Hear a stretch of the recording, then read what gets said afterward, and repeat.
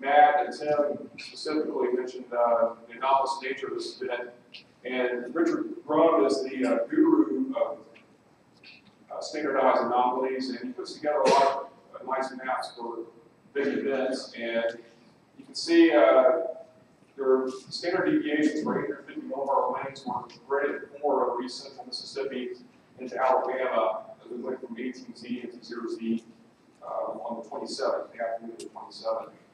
Very impressive. Looking at the soundings, this is the Jackson sounding from that morning. And the thing that we noticed, first of all, there's a stable boundary layer, and Andy, you mentioned this earlier. I was kind of like Andy. I worked the midnight shift that morning, and was thinking, well, NCS is going to really stabilize things, we couldn't kind of keep things worked over, or we may not have that big of an event. And we had this stable layer early in the morning, but it didn't take long for it to be eradicated, as we'll see. Steep mid-level lapse rates, lots of moisture in the lower levels, 850 dew points up to, I think, 16C or so. Very impressive moisture return. In my 18Z, you can see that the stable layer has been eradicated. Very moist, stable, low LCLs, as we mentioned earlier, by Tim, and very steep mid-level lapse rates. And you'll notice the Cape values up above 3,500, 0 to 30 storm felicity, 600 plus, very impressive. And the LCL heights, very low as well, less than 3,000 feet at this point.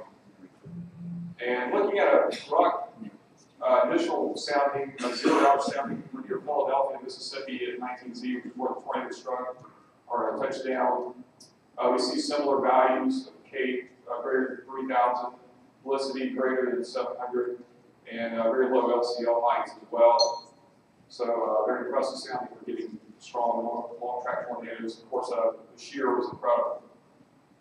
And this is kind of a jumbled mess here, but from the Storm Prediction Center's web event, weather event page, we get some nice maps showing the effective felicity. And things I wanted to point out here, you'll see kind of a demarcation there where it's really high in South Mississippi to lower in central North Mississippi. And what happened is the NCS moved through, of course, and brought a stable layer into the north and central part of the state. And it kind of demarks where the stable boundary layer is, showing where the higher effective shear is to the south compared to the north. And of course, the moisture came in and eradicated that.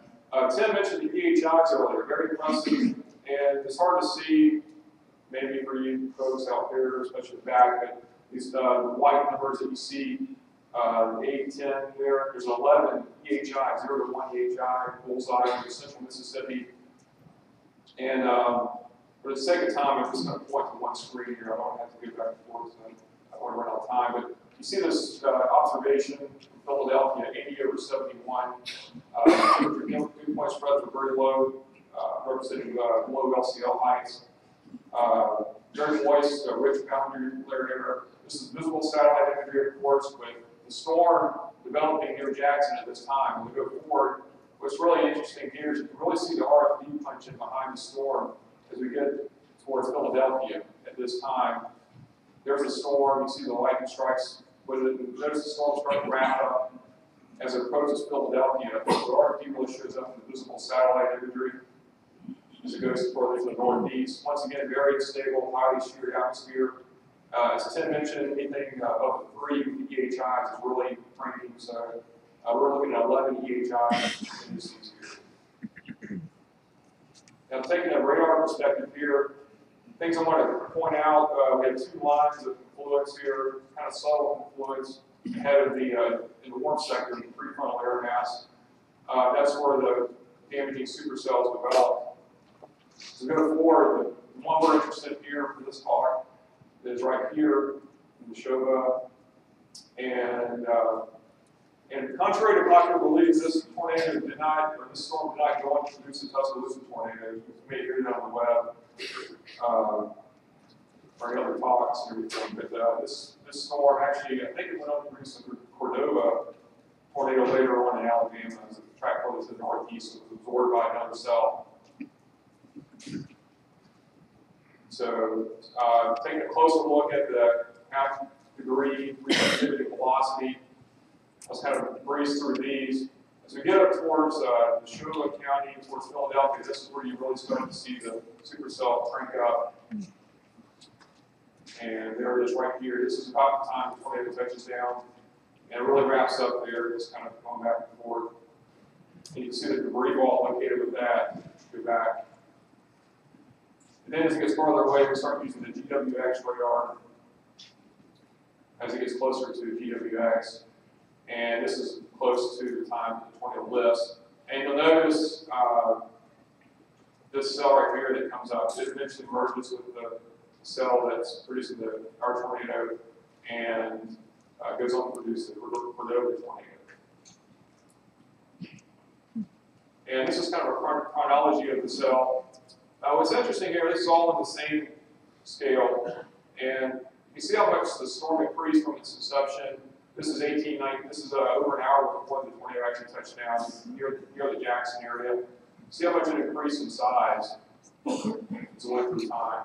And when the tornado struck, it wasn't until about 1930 Zulu there.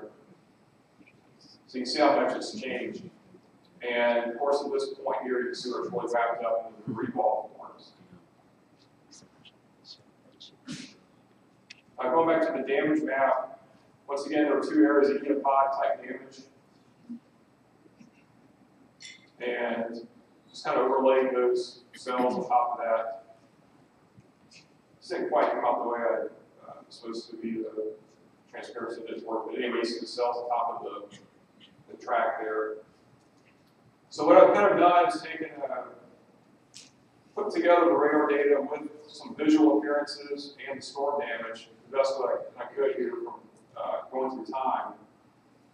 And initially, this is right before the tornado touched down. You see a nice cross section here showing the classic beaver shape, very highly sheared atmosphere, of course. And this is storm relative velocity and reflectivity right before the tornado touches down through Philadelphia.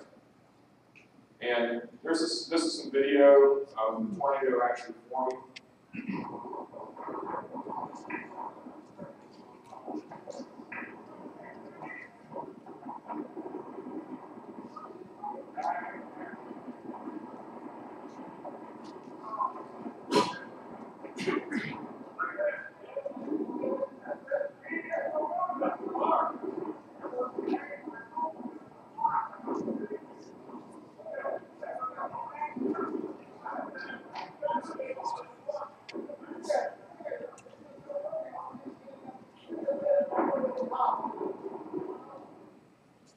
Then you can see the debris ball starting to form as it goes northeast of Philadelphia. And this video here is a little more popular. You've probably seen this. I think it was on the Weather Channel the first day that it came out. So this is about the end of the first video that you saw. And most of the damage in the beginning of the track was EF-1 to EF-2 type damage.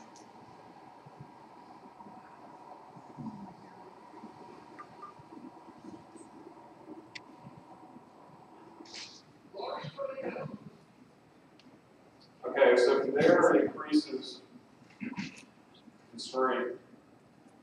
And we really get the debris balls and go across northeast Neshoba. This is where some of the most impressive damage occurred with gouging of the field, what I'm about to show you. Continues in northwest Kemper and eventually the southeast Winston County. This is some of the damage. This is the field.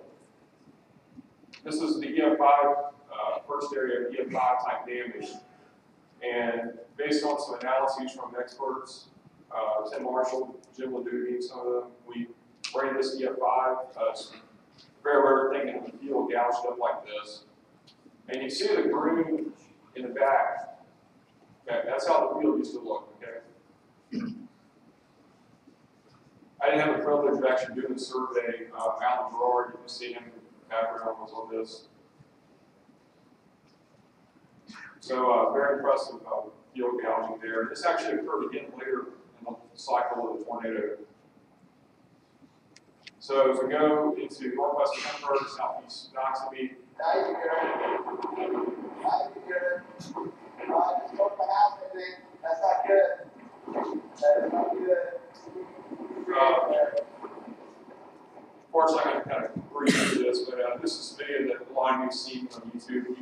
it there.